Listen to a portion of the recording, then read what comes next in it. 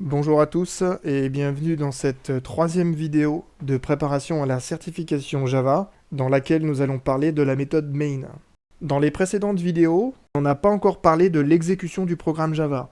On passe par un exécutable qui s'appelle Java, auquel on indique la classe qui contient le main à exécuter. Donc, des commandes main, vous en avez certainement déjà écrit pas mal. Et puis c'est devenu maintenant un automatisme. Vous devez coder une méthode main, vous tapez public static void main. Mais c'est tellement devenu un automatisme que le jour de la certification, on peut vous piéger. Est-ce que le public est obligatoire? Est-ce qu'il faut nécessairement être statique? Est-ce qu'on peut retourner autre chose que void? Tout ça, à moins de préparer l'assertif, on a des chances de ne pas le savoir. Ce qui revient aussi à dire que ce n'est peut-être pas très utile. On va essayer de faire assez vite, mais à la fin de la vidéo, vous saurez tout sur les méthodes main. Plutôt que de faire des rappels, je vais vous proposer des exercices, et voici le premier. J'ai ici 5 signatures de méthodes, lesquelles correspondent à une méthode main. La première, c'est public static void main, string, args, crochet. C'est vraiment la façon d'écrire main qu'on va retrouver partout. Elle est valide, une méthode main doit être publique, statique, et ne rien retourner. La suivante, elle va pas être bonne, parce qu'elle n'est pas publique. Donc on pourrait s'interroger aussi sur le paramètre string .args, donc un varargs, mais ça, on en reparlera juste un peu plus tard. Juste un peu plus tard, c'est maintenant. Là, en troisième proposition, j'ai public static void main string de varargs args, et ça, c'est correct. Donc la seule différence avec la proposition A, c'est qu'on a un varargs et pas un tableau. Alors les varargs, c'est un type particulier de paramètres, on en reparlera dans un chapitre futur, mais vous pouvez considérer que c'est l'équivalent d'un tableau. La réponse C est tout à fait correcte. Quatrième proposition, il est où le problème? Le problème, il est que la méthode n'est pas statique.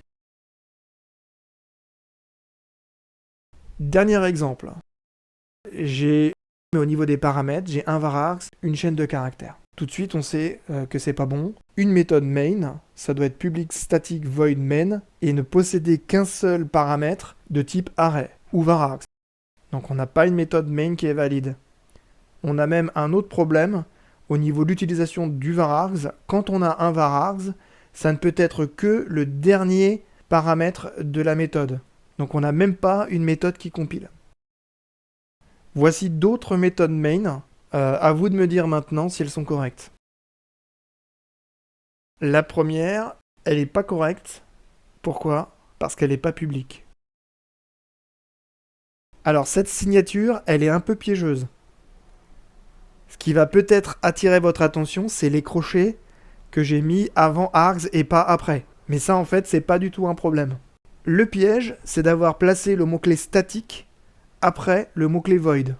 On reparlera de la signature d'une méthode, mais pour déclarer une méthode, on doit placer tous les éléments de la signature dans un ordre bien précis. Pour cette proposition, le problème, c'était uniquement l'ordre inversé de static et de void.